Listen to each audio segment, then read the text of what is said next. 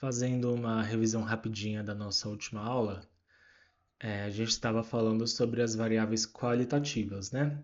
E a gente mencionou que se uma variável não é numérica, então, por exclusão, ela é uma variável qualitativa, tá? E além disso, as variáveis qualitativas elas se subdividem em dois tipos, né? Uma variável qualitativa ou ela é nominal ou ela é ordinal.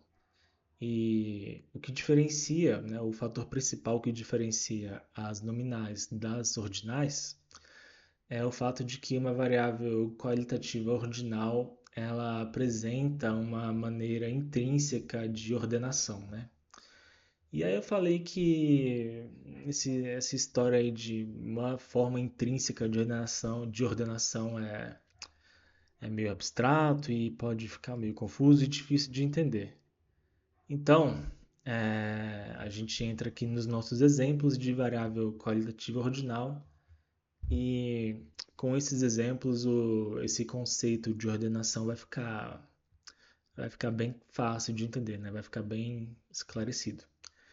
Então vamos lá, eu montei aqui uma tabelinha com duas colunas. A primeira é a variável qualitativa ordinal e a segunda são as categorias da variável. Lembrando que também categorias da variável são os valores que uma variável pode assumir, tá? Então, bem, vamos aqui para o nosso primeiro exemplo, tamanho de roupa, né? Aqui eu coloquei só tamanho, devia estar tamanho de roupa, mas enfim. A gente mencionou lá que, bem, de forma geral, o tamanho de uma roupa pode ser pequeno, médio ou grande, tá? Nosso próximo exemplo aqui, estado civil. O estado civil ele pode ser ou você é solteiro, ou você é casado, ou você é separado, ou você é divorciado, tá?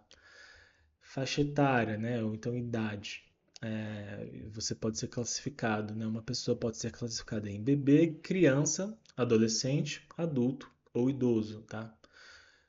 Classe socioeconômica, tá? Talvez uma das mais em que a ordenação fica mais evidente, tá? Então, você teria a classe baixa e a média baixa, a classe média alta e, por fim, a classe alta. Nível de dor, tá? Mais uma variável aqui. Nenhuma dor, ou dor baixa, ou dor moderada, ou dor alta, ou dor severa, tá? O nosso último exemplo aqui seria o vínculo empregatício, tá? Que, bem, eu coloquei alguns exemplos aqui, alguns valores. O primeiro é menor aprendiz, ou então você é estagiário, né? Se você está na faculdade, você vai trabalhar, você faz um estágio. Bem, se você está formado, enfim, você pode arrumar um emprego CLT, né? Se você passa no concurso público, você é nomeado, você toma posse, você vira um servidor estatutário. E por fim, né, talvez o nível mais elevado de toda essa variável seria o vitalício, né? O caso de, por exemplo, um juiz, um procurador, né? Esse tipo de cargo que é vitalício, né? Então, enquanto você está vivo, você está nesse cargo e é o mais seguro, que tem mais estabilidade, que tem mais prerrogativas, etc e tal, tá? Bem, eu acho que só dando esses exemplos aqui, né, de bebê, criança, adolescente, adulto, idoso, né, dor, nenhuma, baixa, moderada, alta, severa, enfim, só falando os exemplos, muito provavelmente já fica clara essa noção de ordenação da variável, tá? Bem, mas de qualquer forma, vamos fazer a leitura aqui das nossas observações. Então, esse primeiro ponto aqui. Repare que, apesar de não haver valores numéricos atrelados às variáveis acima, apesar de não ser possível falar que um é maior do que o outro, né, ainda assim você tem um senso de ordenação ou de hierarquia entre as variáveis de cada variável, tá? Então, assim, aqui no exemplo da faixa etária, fica bem evidente essa noção de hierarquia, tá? Porque, bem, obviamente, primeiro você nasce, você é bebê, E aí você cresce um pouquinho, você vira uma criança, e aí você passa alguns anos, você cresce um pouco mais, você vira um adolescente. A sua fase, a sua adolescência acaba, e aí você vira um adulto, né? Oficialmente você vira um adulto. E aí passados vários anos da sua vida, passados algumas décadas, então você vira, por fim, idoso, tá? Então, assim, essa ideia de ordenação fica bem óbvia aqui, que seria uma ordenação pela idade da pessoa, apesar de que a gente não está usando a idade de forma explícita, tá? Então, essas variáveis são ordinais justamente porque elas apresentam uma ideia de hierarquia, tá? Então, no caso do estado civil, bem, você nasceu, você cresceu, obviamente, você nasceu solteiro, né? Enfim, em algum momento da sua vida você pode vir a se casar e aí você vira então o casado, tá? E aí, em algum momento da sua vida de casado, você pode ser que se separe e você vira uma pessoa separada. Então, por último, seria o caso do divórcio, tá? Então, claramente fica aqui uma noção de hierarquia com base no, enfim, no nível de comprometimento, assim, né? Da sua relação. Tamanho também fica óbvio que tem uma noção de ordenação, né? A partir do momento em que você classifica em pequeno, médio e grande, a ordenação é com base no tamanho. Apesar de que aqui a gente não está usando o tamanho de forma explícita, né? A gente está usando uma classificação de tamanho. Enfim, eu acho que ficou bem claro, né? Então vamos lá para a nossa segunda observação, que para algumas variáveis qualitativas, há uma certa arbitrariedade na quantidade de categorias, tá? Então, por exemplo, aqui eu criei essa variável faixa etária e aqui eu criei 5 categorias, tá? Eu criei a faixa etária, os possíveis valores são bebê, criança, adolescente, adulto e idoso. No entanto, né, como eu falei, existe uma certa arbitrariedade na quantidade de categorias. Então, por exemplo, alguém poderia falar que faixa etária, na verdade, se divide em bebê, né? E aí depois que a pessoa vira bebê, ela entra na primeira infância. Então, assim, ela já é criança, mas aqui eu tô subdividindo a fase de criança em primeira infância e segunda infância, tá? Então, em vez de falar só criança, poderia muito bem falar primeira infância. Ah, tá, não, ela é uma criança na segunda infância, tá? E em vez de falar diretamente que a pessoa virou adolescente, né? Então eu também poderia fazer uma classificação aí em que eu divido o adolescente e pré-adolescente, tá? Então, sei lá, o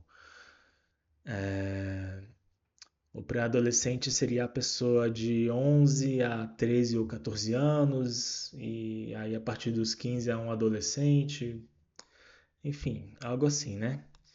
E aí depois que a pessoa vira adolescente, né? Eu falei aqui na tabela que seria o caso dela virar adulta, né? Mas eu também posso ser um pouco mais arbitrário, eu posso ser um pouco mais caprichoso e falar que depois da adolescência vem a fase de jovem adulto, tá? Então você ainda não é um adulto tão adulto assim, você é um adulto, um jovem adulto, tá?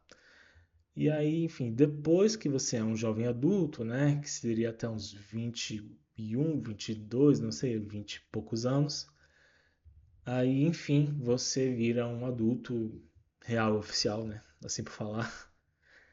E aí, depois que você vira um adulto, você passa bastante tempo na sua vida adulta até que você entra na fase da meia-idade, tá? Então, repara que aqui eu passei de adulto para idoso, né, na tabela, né? Eu fui de adulto para idoso. Porém, eu poderia ser mais caprichoso aqui também e falar que depois de adulto não necessariamente vem a terceira idade, não necessariamente você vira idoso, né? Primeiro, depois de que você passa da sua vida adulta, você entra na sua fase de meia idade, tá? Então seria tipo, não sei, tá? Não sei quantos anos, também esse é um assunto polêmico. Enfim, o que eu quero dizer aqui é que a quantidade de categorias, no fim das contas, vai refletir o nível de precisão desejado, tá? Então, assim, se eu quero ser mais simples, eu posso dividir a faixa etária em bebê, criança, adolescente, adulto e idoso. E se eu quero ser mais caprichoso, mais detalhado, então eu vou falar que a faixa etária, na verdade, se divide em bebê, primeira infância, segunda infância, pré-adolescente, adolescente, jovem adulto, adulto, meia idade e idoso, tá? Então, enfim, era isso nesse vídeo. Eu espero que esse conceito de ordenação intrínseca nas variáveis qualitativas ordinais, espero que esse conceito tenha ficado bem esclarecido. E não só isso, como também tenha ficado claro essa noção de que a quantidade de categorias que você vai criar na sua variável qualitativa ordinal, ela tem uma certa arbitrariedade aí, tá? Porque você pode criar várias faixas para ser cada vez mais preciso, tá? Então, até mesmo aqui no nosso caso, no nosso exemplo, no nosso último exemplo aqui do vínculo empregatício, é, eu poderia ser mais detalhista, né? Eu poderia falar que o vínculo empregatício começa com o informal, e aí depois vem o jovem aprendiz, aí depois vem o estagiário, depois vem o CLT, depois do CLT seria o CLT concursado, né? Tipo, o cara que é um funcionário de banco, banco público, né? Um cara do Banco do Brasil ou da Caixa, enfim, é uma pessoa CLT, mas ainda assim é um CLT com um pouco mais de formalidade e de segurança do que um CLT de uma empresa privada, tá? Então eu poderia criar essa distinção também. E aí o estatutário e o vitalício, tá? Então, bem, por hoje, por esse vídeo, a gente termina aqui. Obrigado.